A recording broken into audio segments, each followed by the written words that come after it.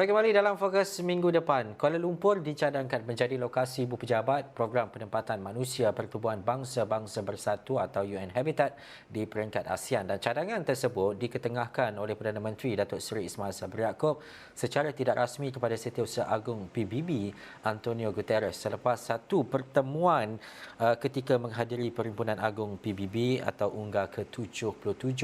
Dan jelas Perdana Menteri dalam satu sidang media di New York memandangkan UN Habitat tertumpu kepada proses perbandaran. Sebuah pejabat perlu ditubuhkan di ASEAN ketika rantau ini menyaksikan pembangunan pesat.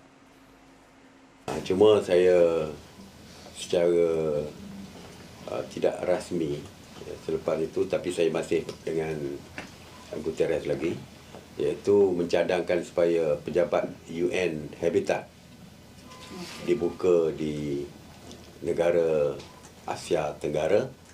Asia Pasifik dah ada. Kita nak di ASEAN Regional Office di Kuala Lumpur. Pembukaan bandar tu terlalu cepat di seluruh negara ASEAN kerana dari segi pembangunannya merupakan satu perkara yang cepat berlaku di ASEAN. Jadi pembangunan bandar ini sebenarnya yang juga merupakan punca kepada masalah alam sekitar ini. Baik, itu juga antara perkara yang menjadi tumpuan, dan pastinya seterusnya saya nak berkongsi dengan anda berkaitan dengan program Borak Anak Muda menjelang bajet 2023 yang telah pun bersiaran 5 episod sebelum ini, dan juga antara tunjang dan juga peneraju utamanya adalah penyampai program Borak Anak Muda Nina Rozman yang bersama dengan saya ketika ini. Assalamualaikum Nina.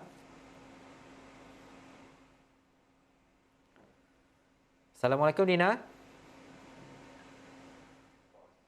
Oh, dengar. Okey, dapat dengar. Hilang suara anak muda tadi. Okey.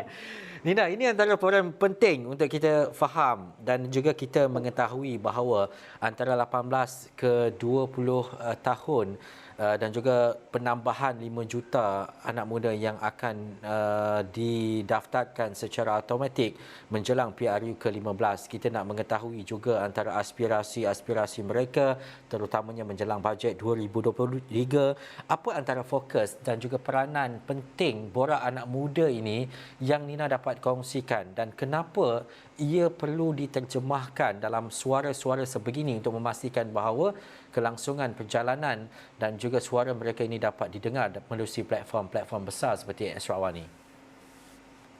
Okay, baik, terima kasih Ihsan. Okey, program Borak Anak Muda ni adalah program yang diadakan menjelang Borak Anak Muda. Jadi mana kita nak bawakan suara-suara anak muda dan cadangan-cadangan mereka dari pelbagai latar belakang, iaitu daripada sektor pendidikan ataupun daripada sektor pekerjaan yang lain. So kita nak bawakan pandangan mereka, apakah masalah yang mereka hadapi dan apakah cadangan ataupun penyelesaian yang mereka inginkan untuk mereka menghadapi setiap perjalanan pekerjaan mereka. Di mana program Borak Anak Muda ni kita nak dapatkan pendapat mereka, pandangan mereka, nak tengok anak-anak muda ni ramai tak ambil tahu pasal bajet ataupun belanjawan sebelum ni. Apa yang mereka faham dan apa yang mereka perlu tahu, di mana kita tahu perancangan bajet ni diadakan setiap tahun. Dan ia penting juga untuk kita reflect pula pada bajet-bajet sebelum-sebelum ini, kita reflect dan tengok balik adakah inisiatif ataupun insentif ataupun sokongan atau peruntukan pada bajet sebelum ini tahun lepas, adakah usaha ini memadai atau mencukupi untuk anak-anak muda dan patut diteruskan, ataupun kita perlukan penambahbaikan dan apa aspek-aspek yang boleh kita tingkatkan lagi.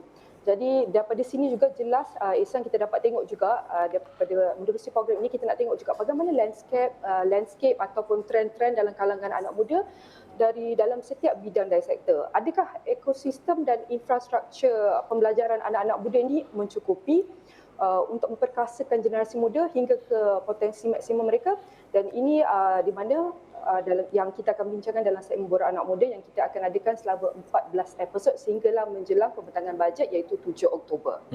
Dan juga Nina, siapa sebenarnya kelompok sasar dalam 5 episod selepas terdahulu dan juga selepas ini? Bagaimana kriteria untuk mendapatkan suara dan juga Borak Anak Muda ini? Siapa dan juga kenapa mereka ini dipanggil untuk berkongsikan aspirasi dan juga berkongsikan apa yang mereka ingin dan juga mahukan, dan adakah bajet 2022 yang terdahulu ini memberi reflect kepada golongan dan juga mereka ini? Okey, kalau saya nak kongsikan daripada kriteria, kita akan ambil anak-anak muda, contoh daripada episod 1 yang 5 yang telah disiarkan pada minggu lepas, di mana episod 1 kita memberi fokus pada inflasi kos sara hidup, di mana masalah dalam kalangan anak muda ni dah lama wujud. Even before pandemik pun sudah wujud. Namun waktu pandemik nak beralih ke endemik, masalah ni makin teruk. Di mana kita dapat lihat kesan inflasi, kos sara hidup. So kita kena tengok di mana anak-anak muda, seperti contoh yang kita interview adalah Sedi Eng. Sedi Eng adalah content creator dengan food blogger. So basically kita interview dia, kita nak tengok pendapat-pendapat dia di mana anak-anak muda sekarang more through digital semua, di mana pandemik kita dapat lihat anak-anak muda ni harus adaptasi teknologi dan inovasi digital. Dan di sana kita tanya pendapat Sedi. Bagaimana pandangan Sedi, apa yang mereka lihat, apa yang di mana Sedi mempunyai follower ramai yang pergi kat dia, cakap mereka tidak mampu, mereka tidak ni, dan kita dapat lihat Sedi berkongsikan bahawa kita perlu tingkatkan gaji minimum anak-anak muda ni. Sudah semestinya kos sara hidup yang ada sekarang ni memang tak mampu tampung dengan gaji minimum yang sekarang ni. Jadi perlu ada inisiatif untuk tingkatkan lagi gaji minimum, walaupun kita kerajaan baru umumkan gaji minimum, tapi kalau nak ikutkan keadaan dengan kos sara hidup ni, dengan inflasi ni, sedikitnya berpendapat bahawa kos-kos gaji minimum ni perlu lagi ditingkatkan dan perlu ada lagi program-program untuk bantu-bantu anak muda ni, perlu kesedaran ataupun awareness, perlu dipromosikan lagi anak-anak muda, sebab kita tahu bantuan kat luar sana memang ada tapi anak-anak muda ni banyak yang tak tahu. So pada episod kedua pula kita interview 2 orang anak muda di mana dia adalah usahawan, dia buka satu kedai, dia jual F&B, dia jual minuman matcha. Jadi di mana dia bangunkan dia punya bisnes tu dengan 2 adik-beradik kembar, iaitu Syamila dengan Syamira, itu pengasas bersama Matchit Matcha, di mana dikata kat situ masa tu 2 orang mereka tak ada awareness ataupun tak ada exposure yang cukup macam mana nak mulakan bisnes. So basically masa diorang dapat peruntukan ataupun duit-duit sokongan tu, diorang dapat untuk mulakan bisnes diorang, tapi diorang tak tahu macam mana nak operasi, macam mana nak buat pengurusan harian. Dekat situ mereka dah start. And mereka ada ceritakan mereka ada dengan inisiatif daripada negeri Selangor, tapi mereka tak tahu lebih lanjut macam mana mereka nak dapatkan peruntukan, macam mana mereka nak dapatkan bantuan dan sokongan tu. Lepas tu kalau kita tengok pula episod 3. Episod 3 ni kita membincangkan anak-anak muda, iaitu daripada pekerjaan, daripada bidang dia belajar lain. Lepas tu bidang dia mulakan kerjaya dia lain, di mana dia mengambil bidang profesional dia sebagai architecture. Namun dia beritahu secara jujur, dia kata pembayaran gaji tidak setimpal. Lepas tu memang tak banyak peluang pun architecture dekat Malaysia ni secara jujurnya. Dan daripada situ dia pakai juga, dia guna pakai apa yang dia belajar architecture, di mana dia buka sebuah kedai iaitu Kopi dan Studio bertempatkan di TTDI, di mana dia gunakan konsep kedai itu, dia guna bidang architecture dia. So dia bina dia punya tempat kedai itu menggunakan skill-skill yang dia ada. Lepas tu daripada situ dia jual F&B, dia jual makanan, minuman, dah jadi cafe. Lepas tu dia cerita masalah dia semua, kat situlah kita dapat lihat situ bantuan yang diperlukan, banyak bantuan yang diperlukan.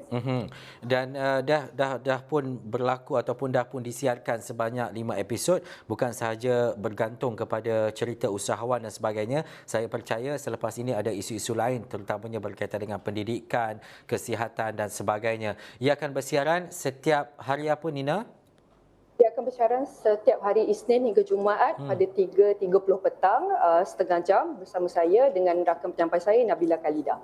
Maksudnya setiap hari kita bawakan Borak Anak Muda ini untuk kita dengar sama-sama. Adakah ia berlangsung hanya menjelang bajet 2023 ataupun ada lanjutan-lanjutan lain selepas ini? kemungkinan akan ada lanjutan-lanjutan, tapi yang tu kita akan kena nantikan. Kita kena nantikanlah. Nanti kita akan bersama dengan Nina dan juga Nabila. Terima kasih Nina atas perkongsian itu tadi. Ini antara fokus-fokus kita, terutamanya sepanjang minggu depan. Apa lagi yang akan dibawakan oleh Borak Anak Muda, oleh Nina dan juga Nabila. Pastinya untuk kita memahami dengan corak yang lebih besar, terutamanya apabila kita memberi platform kepada anak-anak muda untuk menyuarakan pandangan, pendapat dan juga berkongsi apa sahaja, terutamanya menjelang bajet 2023. Terima kasih Nina. Terima kasih kepada anda yang menonton. Sekian dulu Fokus minggu depan. Saya Ihsan Nahaya. Assalamualaikum dan jumpa lagi.